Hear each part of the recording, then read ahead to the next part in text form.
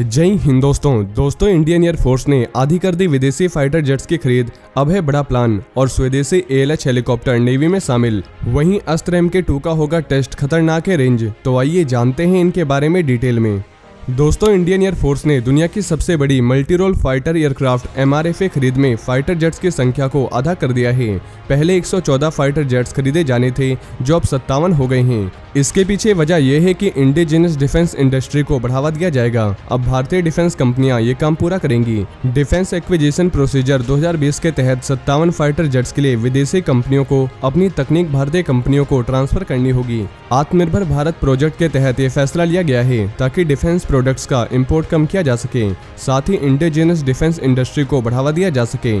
Defence modernisation के लिए domestic market को सहारा और ग्रोथ देने के लिए ये प्लान बनाया गया है। सिर्फ इतना ही नहीं, इंडियन नेवी पहले 57 डेक बॉन्ड विदेशी फाइटर जेट खरीदने वाली थी, जिसे घटाकर 27 कर दिया गया है। दोस्तों मुद्दा ये नहीं है कि कटौती की गई है, बल्कि अब मुद्दा ये है कि डोमेस्टिक डिफेंस कंपनियों के लिए ये मौका भी है और चुनौती भी। इंडियन एयरफोर्स ने 114 फाइटर जेट्स के लिए साल 2018 में ग्लोबल कंपनीज के साथ बात शुरू की थी।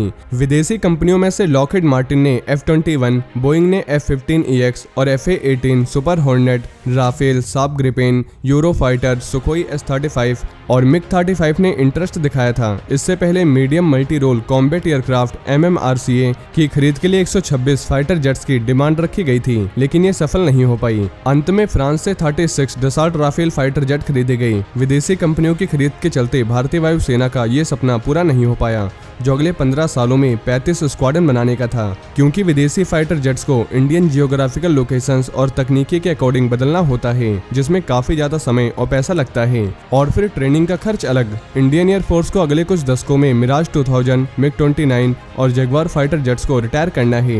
MiG-21 के स्क्वाड्रन को 2024 तक खत्म करना है, और फिलहाल मॉडर्न राफेल फाइटर जेट के 2 स्क्वाड्रन सफलतापूर्वक काम कर रहे हैं। 2024 तक 83 लाइट कॉम्बैट एयरक्राफ्ट MK-1A मिल जाएंगे और LCA MK2 और advance medium combat aircraft AMCA इस दशक के अंत तक मिल जाएंगे। वहीं इंडियन नेवी की एयर स्क्वाड्रन INAS 325 में स्वदेश में निर्मित ALH MK3 हेलीकॉप्टरों को मंगलवार को शामिल कर लिया गया है। INS उत्कर्ष पर आयोजित एक प्रोग्राम में इन्हें नेवी में शामिल किया गया है। ये यूनिट इंडियन नेवी में कमीशन की गई दूसरी ALH MK3 स्क्वाड्रन है। दोस्तों नेवी की अंडमान निकोबार कमान ने commander in chief lieutenant general Ajay Singh ने इन हेलीकॉप्टरों को 31 मई को इंडियन नेवी में शामिल किया है। इन हेलीकॉप्टरों ने इस साल की शुरुआत में पहली बार अंडमान आइलैंड के ऊपर उड़ान भरी थी।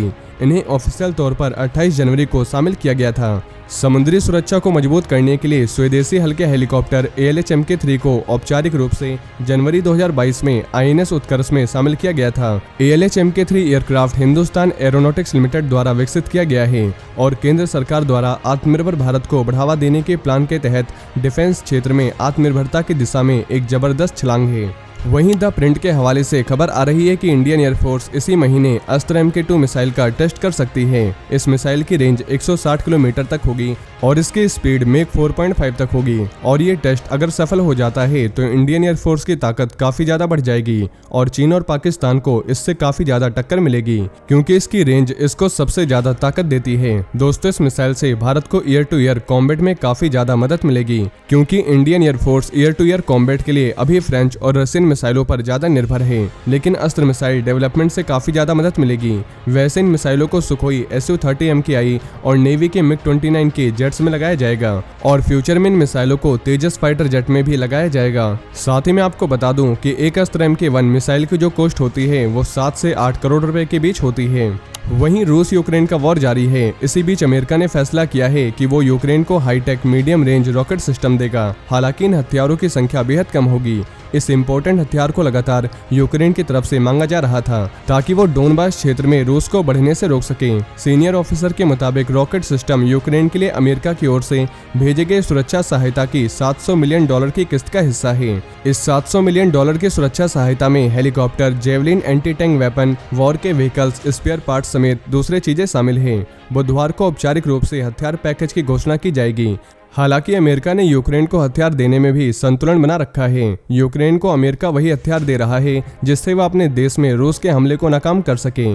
और ऐसा कोई भी हथियार देने से बच रहा है जो रूस के काफी अंदर तक हमला कर सकता है। ऐसा इसलिए ताकि वॉर बड़े लेवल पर न बढ़ जाए। रिपोर्ट्स के मुताबिक बाइडेन ने बताया कि उन्होंने यूक्रेनियों को और भी एडवांस रॉकेट सिस्टम और वॉर के सामान देने का निर्णय लिया है, जो युद्ध के मैदान में ज्यादा सटीक रूप से इंपॉर्टेंट टारगेट्स पर हमला करने में सक्षम होंगे। सोमवार को ही बाइडेन ने कहा था कि अमेरिका यूक्रेन को रूस के अंदर हमला करने की क्षमता रखने वाला रॉकेट सिस्टम नहीं देगा। अमेरिका मीडियम रेंज रॉकेट देगा जो लगभग 70 किलोमीटर तक हमला कर सकते हैं। बाइडेन ने आगे बताया कि हम नहीं चाहते कि यूक्रेन अपनी सीमाओं से बाहर रूस पर हमला करे। हम रूस को दर्द देने के लिए युद्ध लंबा नहीं चला सकते। साथ ही यूक्रेन को हथियार देने के साथ ही अमेरिका इस बात को लेकर चिंतित है कि उसके हथियारों का इस्तेमाल रूस की धरती पर न हो। अगर ऐसा होता है तो वॉर भी और बढ़ सकता है। रूस और अमेरिका के बीच भी तनाव की स्थिति पैदा कर सकता है। तो दोस्तों, ये थे आज के कुछ बड़े डिफेंस अपडेट। वहीं अगर आप भारतीय सेना से जुड़ी ऐसी और भी जानकारी जानना चाहते हैं तो आपको हमारे दूसरे चैनल डिफेंस एनालिसिस में मिल जाएगी, जिसकी लिंक आपको नीचे डिस्क्रिप्शन में मिल जाएगी। और ये जानकारी अगर आपको पसंद आई हो तो वीडियो को ज़्यादा से ज़्यादा शेयर करें और चैनल को सब्सक्राइब करना ना भूलें। जय हिंद, जय भारत।